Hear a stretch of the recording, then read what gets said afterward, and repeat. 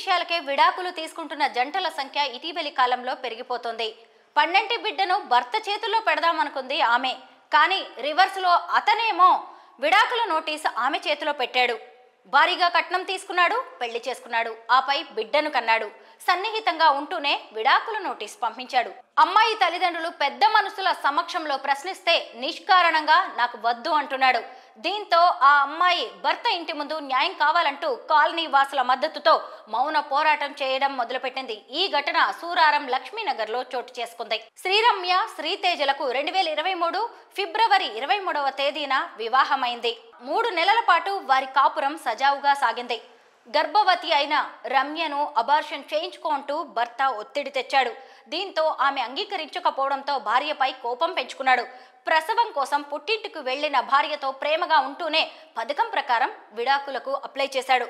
ప్రసవం తర్వాత బాబును చూడడానికి రాలేదు సరికదా, చల్లగా విడాకు నోటీసు చేతిలో పెట్టేశాడు.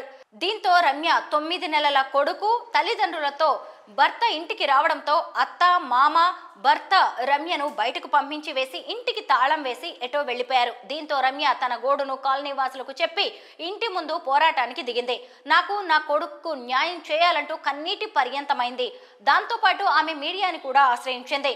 నేను చేసిన తప్పేంటి అని ఆమె ప్రశ్నించింది.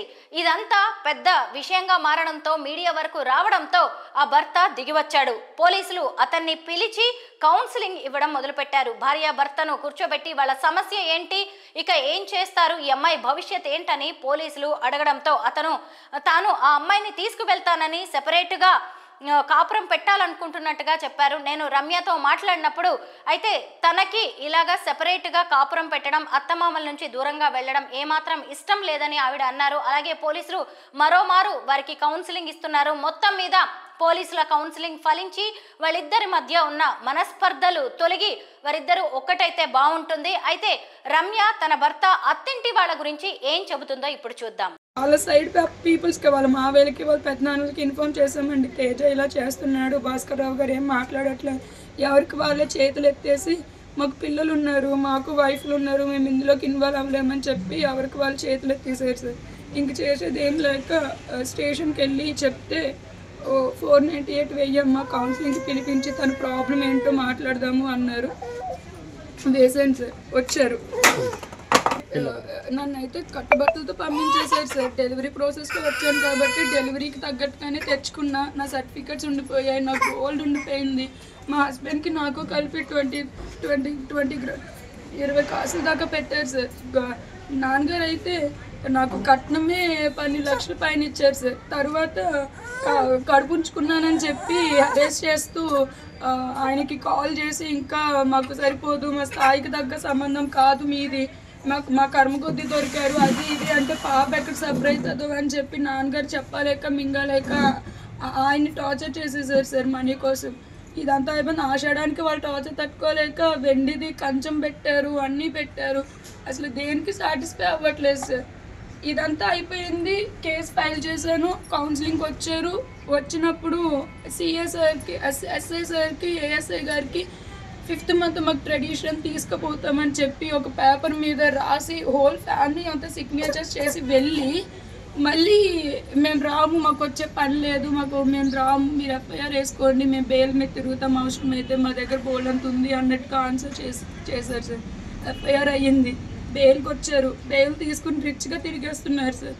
498 వేసినా రెస్పాన్స్ లేదు. నాకు కాపురం కావాలి, డెలివరీకి పంపించి ఇట్లా చేశారు, కాపురం కావాలి అని చెప్పి నేను హెచ్ఎంఓపి 9 వేసాను సార్. దానికి ఆన్సర్ లేదు. 9 months అయ్యింది. నా బేబీ నేను ఎలా బతకాలని చెప్పి మెయింటెనెన్స్ చేశాను సార్. దానికి ఆన్సర్ లేదు. దేనికి ఆన్సర్ చేయట్లేదు సార్ అసలు. ఇంకా నేను చూసి ఇంక నాకు ఉండలేక మా ఫాదర్ది కూడా very little bit of upper middle class. నాకు ఒక బ్రదర్ ఉన్నారు, ఆయనకి ఇంకా మ్యారేజ్ కాలేదు. ఇప్పుడు నేను ఆ ఇంట్లో పడి ఉండడంతో నాన్నగారికి పెళ్ళికి 20 లక్షల పైన అప్పు అయిపోయింది. వీళ్ళకి ఇచ్చింది కాకుండా 20 లక్షల పైన అప్పు పడిపోయారన్న విషయం నాకు తర్వాత తెలిసింది. మా అన్నయ్యకి సంబంధాలు రావట్లేదు, అన్నయ్య లైఫ్ పాడైపోయింది. నేను అక్కడే ఉండిపోయా. ఫైనాన్షియల్గా ఏమీ లేదు. కోర్టు కేసెస్కి తిరగలేకపోతున్నారు. నా గోల్డ్ ఉండిపోయాయి, నా సర్టిఫికెట్స్ ఉండిపోయి, ఏమీ లేదు. ఏం మాట్లాడినా కోర్టులో తేల్చుకుంటా అంటున్నారు. ఇదంతా కాదు, డైరెక్ట్గా మాట్లాడదామని చెప్పి మొన్న సండే వచ్చాను సార్. సండే వస్తే గుమ్మం దగ్గర నుంచి నూకేస్తున్నారు బయటికి. ఎందుకు వచ్చావు నువ్వు, కోర్టులో కేసు ఉంది కదా, కోర్టులో తేల్చుకో, నువ్వు రావడానికి కుదరదు అని నన్ను, మీరు అసలు పెద్దోళ్ళైనా మీకు బుద్ధి ఉందా లేదా, ఎట్లా తీసుకొస్తారు అని చెప్పి వీళ్ళని అందరినీ తిట్టేస్తున్నారు, అరిచేస్తున్నారు. నా గుండె రైట్ ఉంది, నువ్వు నోటీస్ ఇచ్చావు తప్ప డివోర్స్ ఇవ్వలే కదా, నాకు నా బిడ్డకి నువ్వేగా చూడాలని చెప్పి నేను కూడా ఆన్సర్ చేసి నేను లోపలికి వెళ్ళిపోతుంటే బ్యాగులు బయట పాడేస్తారు, లాక్స్ వేసేస్తారు. ఈ లోపు స్టేషన్ నుంచి కానిస్టేబుల్స్ను పోలీసులు ఎవరినో కానీ మా మావయ్య గారు వెళ్ళి తీసుకొచ్చారండి, మా ఇంటి దగ్గర గత్తరైపోతుంది అని చెప్పి. వాళ్ళు వచ్చారు, కూర్చున్నారు. ఏమైందమ్మా అంటే చెప్పాను సార్. వీళ్ళదే తప్పన్నారు.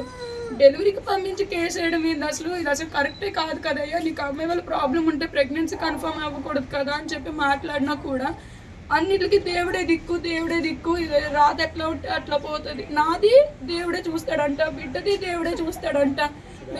గాలికి పుట్టాడు, గాలికి పెరిగాడు.